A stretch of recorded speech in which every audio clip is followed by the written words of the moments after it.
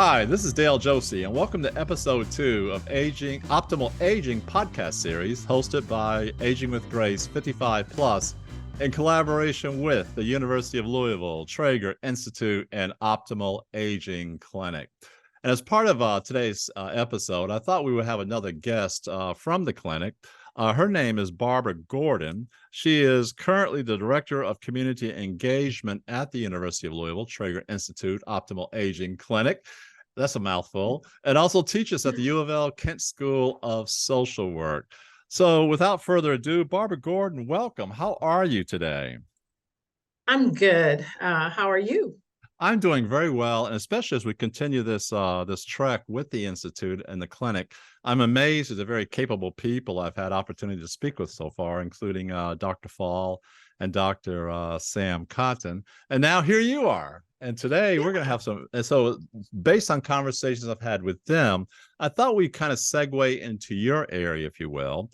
And one of the questions I want to ask you right off the bat is, what is social isolation? And how is that different from loneliness? Are they not the same thing? Well, not quite. So, social isolation and loneliness, they're related, obviously, but they have distinct meanings and implications. And, bottom line is someone can be socially isolated but not lonely. Hmm. Someone can be lonely and not socially isolated. Hmm. So, social isolation refers to a lack of social interactions, a lack of connections with others. It occurs when an individual has like limited or no contact with family. Hmm. We know that many people who live in our communities, older adults and other populations, are disconnected with their families, not intentionally or purposely. Sometimes it's circumstantial. Hmm. Sometimes it is intentional and purposeful. Social isolation occurs also when people don't have a really good support network, like friends and social groups. They may Hmm. not be connected to a church or a community group. This can, happen due to various reasons. It could be because of physical distancing. Hmm. A lot of times, as children grow up and get jobs, they move away from their parents, move Yeah. out of the states, Hmm. etc. Hmm. It could also be due to mobility issues. A Okay. person is not able to get around. There's a Hmm. lot of different limitations there. But loneliness, now, Hmm. what is that? It's Hmm. subjective. Okay. Loneliness is subjective, it's a subjective emotional state that arises when an individual perceives a discrepancy between their desired Hmm. level of Hmm. social connections and their Hmm. actual level of social interaction. So, what Okay. does that mean? It Well, means loneliness is that feeling of being alone and disconnected. So, you can okay. be in a crowded room of Hmm. family and friends, but still feel lonely because you don't feel connected to them. Well, I gather that was all exacerbated by COVID. That had to be absolutely devastating for those who, in terms of your definition of being lonely versus being isolated. Yes. And so how did that impact? And then based on your work, let's see, you teach at the, I'm sorry, your professional career spans 4 decades, including your work at KIPTA. I'm sure you've gone through a lot of different case studies and practical applications of what you're about to share with us. Yes? Yes. So, social um, isolation has been an issue with older adults as long as I've actually been in the field of aging, Okay. and it's exacerbated by a number of things, including rurality. Hmm. When individuals live in rural communities, there are just some circumstances and situations that sometimes isolate them more than sometimes in urban areas. Okay. However, we don't warrant to think that social isolation doesn't exist in urban areas because it do for some of those reasons I talked about earlier. Yeah. But COVID, you asked about COVID-19 itself. Just think about COVID, and one of the main things we were asked to do during the pandemic, and that was to what? Socially Distance distance. ourselves. That's right. Right, That's right. exactly. Yeah. So we learned quite a bit during that period of time. It wasn't that social isolation all of a sudden became this new thing, but Hmm. it did help us to really understand and hone in on really communities and areas where social isolation existed already, but Hmm. was exacerbated as a result of the pandemic. Nursing homes, for example. Hmm. You wouldn't think someone is socially isolated in a nursing home. Right. Well, they are, even without a pandemic, but the pandemic itself really uncovered and revealed for us how significant social isolation is in nursing facilities. So, Barbara, just to kind of put a finer point on it, are you suggesting that someone could be in a room with people and still be lonely? Yes. Yes, I am Which is suggesting that. diametrically opposed, right? Because if I'm in a crowd, a lot of people around me, how can I be lonely? And yet you're saying this is a very real syndrome as we age. Exactly. So, again, remember something I said earlier about what loneliness is. It focuses on that emotional response to the perceived lack of meaningful connections. And meaningful social connections is the operative in this conversation when we talk about loneliness. Hmm. Um, I can, there are individuals who can, again, be part of a family Hmm. and exist within that family, but don't feel emotionally connected to that family or that group. Hmm. And that happens often in congregate living situations like Hmm. nursing facilities or senior high rises, senior housing, assisted living. Although that individual is surrounded by many other older adults or residents who live in those particular facilities, if they don't feel an emotional social connection, then they can really feel isolated. Well, then that kind of takes me to my next question because how does and I gather prolonged social isolation can impact a person's mental and physical health. And if that is true, then how so, Barbara? Yeah, so there are a number of ways that social isolation impact us physically and mentally. And of course, as I think you alluded to earlier, there's a lot of research out there that help us to understand this. But Hmm. some of the key ways I like to identify today Hmm. is social isolation increases a person's risk of premature death. That has Really? been, yes, that's been determined in some research and literature. We also know that social isolation leads to higher rates of depression, anxiety, and suicide. Hmm. So, if it shortens your life, you mentioned the health impact of it. Also, it contributes to mortality rates. But yet, as we age, is there not a tendency to want to, what I used to say with my kids, you want to mole in, you want to kind of withdraw? Is that natural part of aging to want to kind of withdraw and be left alone? Or is that more of a personal construct as one ages? I believe it's more of a personal construct. I can say from professional and personal experience that I have been with, and of course there's data to support this, with Hmm. older adults who want to be connected to other people. And they do that in a variety of ways. We do have support systems, community-based services, et cetera, that try to provide these type opportunities so that older adults can remain socially connected. And many of them, a high percentage of them who are able to make sure that they take advantage of those. Senior centers, citizen centers is a good example, but Hmm. also volunteerism. Volunteerism is a really great way for any individual, but Yeah. particularly older adults, to stay socially connected and to have those meaningful social connections.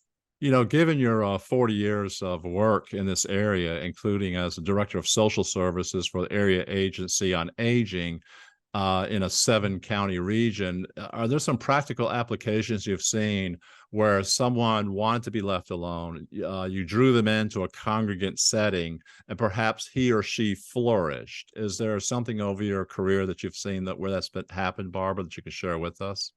Yes, of course, there are varying levels of things that I've seen happen where we or my staff or my colleagues have encountered an individual or even a community that was relatively socially isolated, Hmm. and we worked with them at various levels. Sometimes individuals are homebound, Okay. literally homebound, because of their functional limitations, because of their health conditions, Hmm. and that obviously is a precipitator of being socially isolated.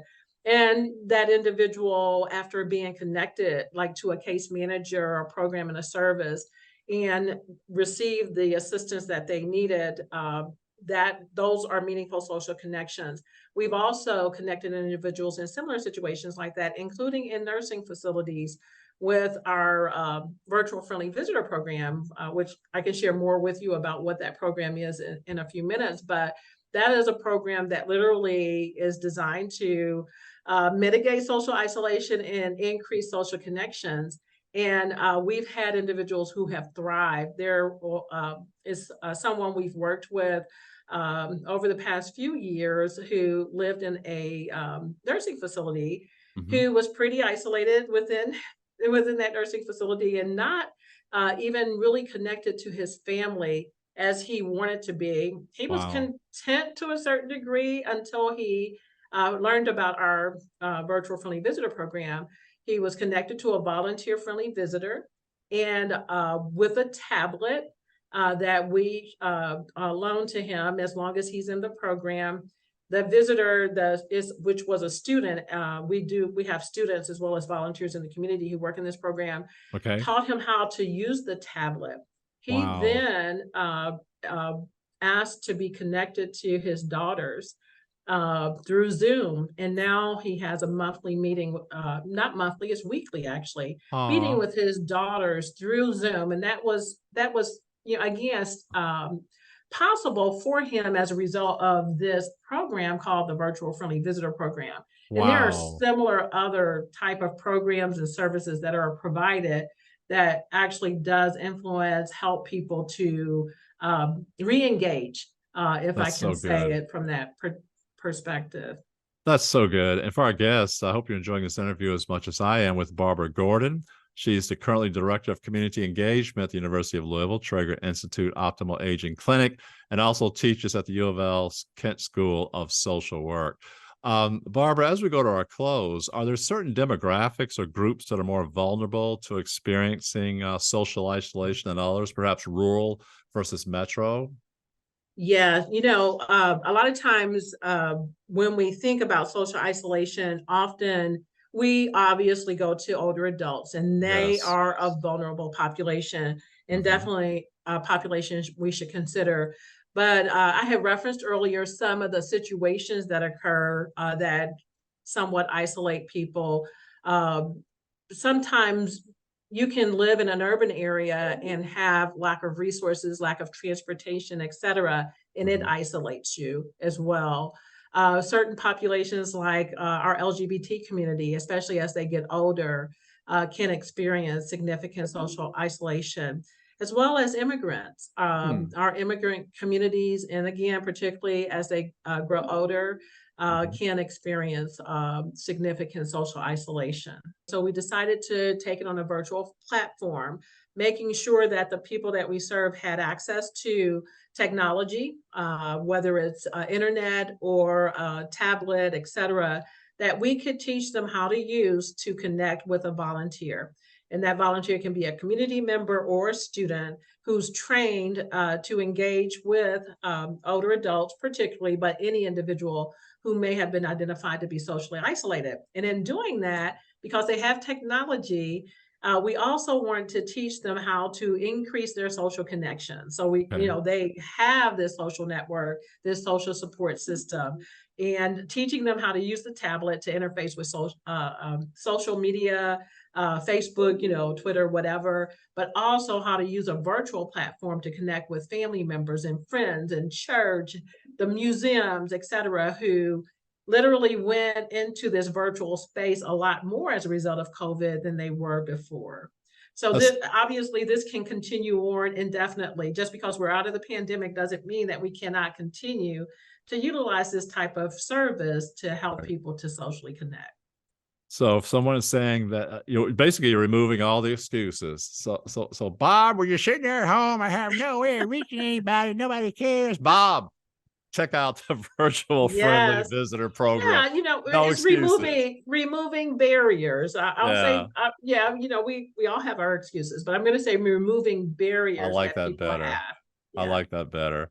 Barbara Gordon is currently Director of Community Engagement at the University of Louisville Traeger Institute Optimal Aging Clinic. She also teaches at the U of L Kent School of Social Work. Her career, I'm sure you've heard this as she has shared her remarks, is based on 40 years, including her work as Director of Social Services for the Area Agency on Aging, covering a 7-county region. Barbara, thank you so much for your time today. I appreciate you and have a great day. Bye-bye. Great. Thank you, Dale. Bye. My next guest, Mona Huff, is a community health education coordinator and advocate for diabetes. She has served in the Henry County community, which is here in Kentucky, as pastor, community education director, and is employed also with the U of L Traeger Institute. Mona, how are you? And welcome to this edition. How are you today? I'm doing very well, thank you. Good, good. Well, I'm glad that you're on. And you know what? In this episode, I thought we would kind of dig into this whole concept of the Coalition for Healthy Communities. But before we get there, what exactly is something that you're a proponent of, which is called Flourishing Together? Yes, well, Flourishing Together is a 10-week class that promotes healthy lifestyles. And the idea of it is to prevent and manage chronic diseases. We partnered with Microclinics International with their program quite a few years ago and attained the licensing to be able to train facilitators and to promote classes. I was trained in many health education classes, but I found that the microclinics actually incorporated the many concepts, and we were allowed to address it with a holistic approach and to give it our own unique name, which describes so much of our philosophy at Traeger Institute, that we want to learn how to flourish as we age.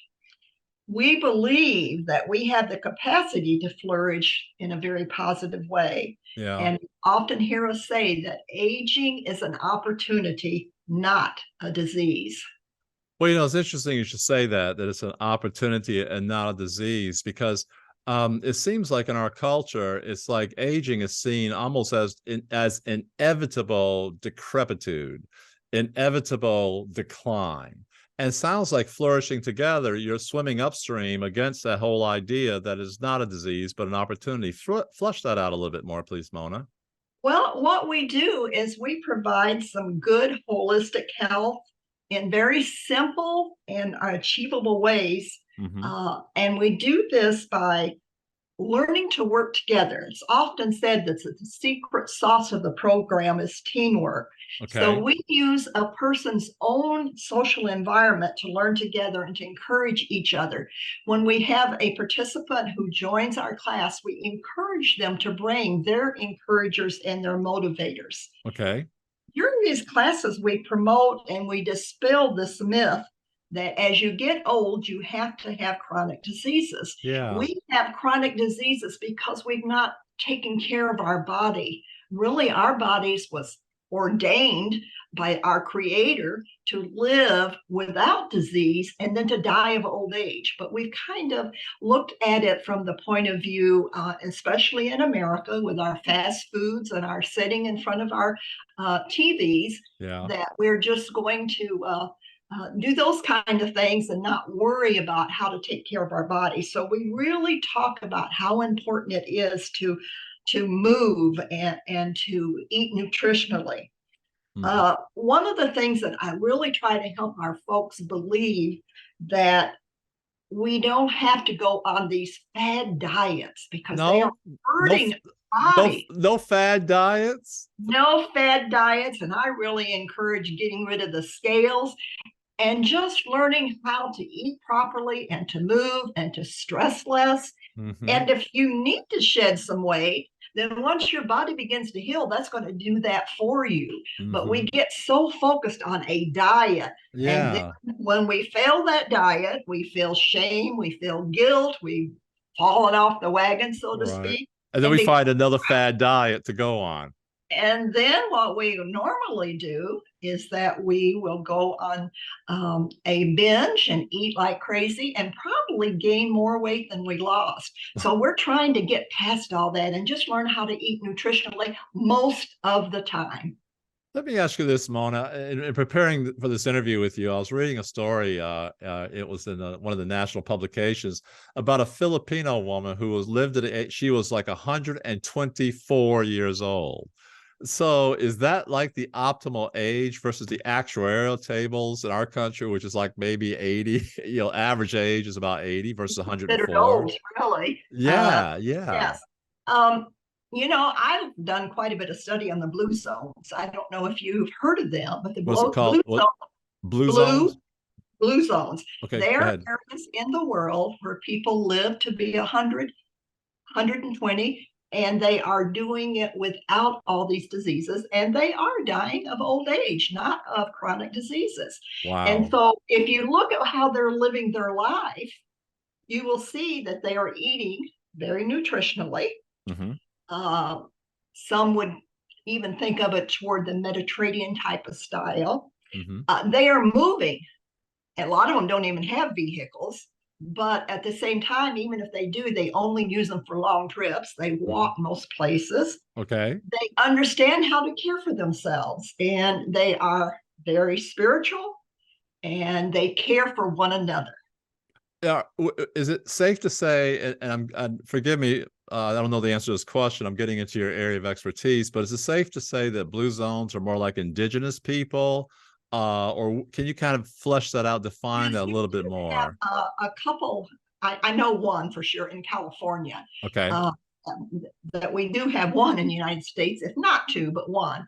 But most of them are like around the Mediterranean Sea, Greece, those kind of things. And Okay. yes, they are people to those areas. Hmm. Hmm. I remember, as you probably do too, years ago, over 10 years ago, when the tidal wave came in at Christmas around the holidays, and it was threatening this resort community. And the night before the tidal wave came in, the indigenous people were following the animals, the cougars, the elephants, everybody's going to higher ground. The indigenous people followed them. And the tourists are like, huh, wonder where they're going. And now, because they were so in tune with nature, and so in tune with their environment, they knew to anticipate the disaster, which also helps them to live longer years. Yes. Yes, yes. Mm-hmm. If we eat mostly plant-based, and if we are very conscious about moving, Mm-hmm. if we learn how to handle our stress, if we reach out and care for our brother, if we learn about proper sleep, those kind of things is going to make our body very healthy. And a Mm-hmm. healthy body can live a long time. I like where you're going, Mona, especially with the contents of this class. But the question is, how do we realistically integrate what you're teaching as part of flourishing together? How do we live that? How do we introduce that into our culture? What are your thoughts? Well, I think the very first thing is we must believe it ourselves. We must be, well, I like to use the last four letters of enthusiasm, IASM. I am sold myself. We must practice it. Now, as we practice it, I think we need to be kind how we practice it and not be food police and give people a hard time, but we just quietly do what we do, and people will notice that. Mm-hmm. It must become a part of the mission of our communities to offer support and hope to all people. Mm-hmm. Even with our healthcare systems as it is, very often those who have money can get the best care. Tragic but Well, true. our, Tragic but our true. yeah, our people in poverty should be able to have the same type of care. Mm-hmm. And we must figure out how to make it a normal that when a person is diagnosed with any type of disease, that education is available to all, and it's something that they can understand. We have to be careful with the written material. Very Mm-hmm. often it's written at college level, high school Mm-hmm. level, when True. many of our people cannot understand anything over a fifth grade level. Mm-hmm. It must be written with aging in mind so that the font, the size of the font, the type of print is something that is good for them to be able to understand. Mm-hmm. So we must always be thinking about all people. Also, our organizations, our Okay. faith-based organizations, our healthcare business organizations, when we have trainings, we always need to be able to provide the healthy food. I have been an advocate for that. I've gone to so many conferences and we're talking about health, and you walk out to the buffet and my goodness, a dog shouldn't eat. A dog should eat. Well, I guess that what you're talking about is My Health as a platform. So Mona, as we go to our close, why does My Health Matters as a platform for us? Well, My Health Matters is a class that I started many years ago as a one-week class. And what it is just an open educational and support group that we have every Monday evening from 6:30 to 7:30. Okay. And the meeting consists of community members. It consists of professionals. It consists of our practicum students that we work with at Traeger Institute, caregivers, just a large different type of people. And what I have found from my community members and my caregivers they are so engaged and so thrilled that the professionals would be on and learn with them. And they hear that, we have our struggles too. Just because we have to be a professional doesn't mean that we don't have struggles. So it's really a neat time. I have a speaker that will speak 20 to 30 minutes, whatever the theme might be that night. This coming Monday night, it's called Sugar, Sugar, Sugar. It's everywhere. And we're going to talk about what sugar does to our body and how to read all those labels. Did you know there are 222 names or initials for a way for the marketers to deceive us on the labeling and put sugar in things and us not realize it? Are you serious? How many? Did you say 200 and 200? 222. So is that like the fructose and all the other that you read on this label? All those types of things and all those little initials they put in there, here and there. So we're going to learn about that Monday night. We're going to give our people an opportunity to talk about it and to discuss it. And it's just really a sweet time for us to come together as a group of people to learn from each other. And a sweet time, pun intended, right, Mona? Look at you, slide that pun in there, sweet time. But here's the thing, though. When you look at ConAgra and other mega producers of food, they're telling us this is what you need to eat. And do you remember there was a documentary done years ago, but I don't want to draw that. Let me stay on this point, which is big food, not big pharma, or big pharma too, but also like ConAgra and all these other companies want to continue their price supports for sugar and for milk, etc. So how do you transform us into a flourishing community, given so much information coming up to us that sugar, sugar, sugar? Well, we try to teach them that the marketer's job is to get us addicted to sugar and salt. It's our job to take care of our body.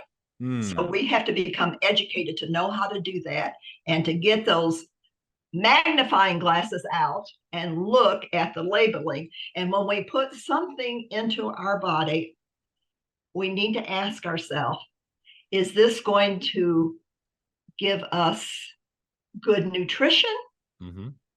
Or is this going to harm us? Well, I like where you're going. And as we go to our conclusion with Mona Huff, she was the Community Health Education Coordinator and Advocate for Diabetes. And she's employed also with the U of L Traeger Institute, as our other guests have been as well, Barbara Gordon, whom you heard from a few minutes ago.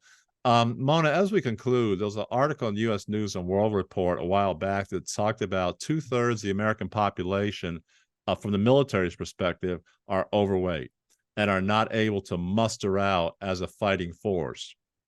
2/3 of the population's obese. And I don't see any end in sight, especially, just walk down your street, right? It doesn't matter where you live. You see people putting on food bags and going in to eat more barbecue. It's like, what are you doing? So, and don't take this the wrong way, Mona, and I don't want our listeners to take this the wrong way, because body shaming is wrong. That we don't body shame. That's not what we're advocating. But conversely, how do you suggest to someone gently that maybe you shouldn't eat that ice cream because you're going to be wearing it next week? How do you do that, Mona? I don't think we do. I think we simply will say something to the point of, how do you feel? Do you want to feel better? here's what we need to do to feel better. Not give thou shall nots, but help them see what's good for them. Oh, that's Because good. most of us don't want to be told what to do or what not to do. My health journey is I've lost 100 pounds. No way. You look great.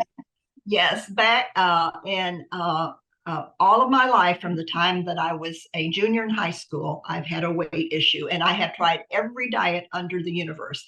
And when I became very ill in my 50s and found that the standard of care was not taking care of me properly, I had to make the decision: do I want to live or do I want to die? It was that simple. On the couch.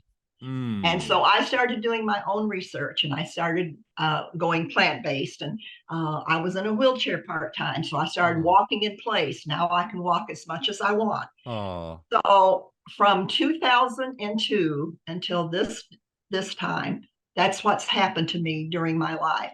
So I share my own story and help folks know that I am nothing special. I have failed so many times.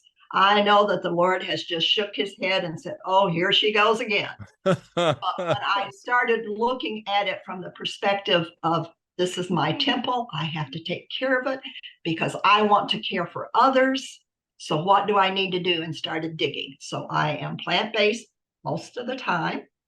I walk just about every single day. I have learned how to handle my stress. And yes, it is okay as a Christian to see a therapist. I recommend it. Amen to that. Usually when we are obese, there's something deep down that is hurting us. We may not even recognize it, but we have to dig it out of there. And we have to deal with it. And we have to tell it that we are not that person anymore.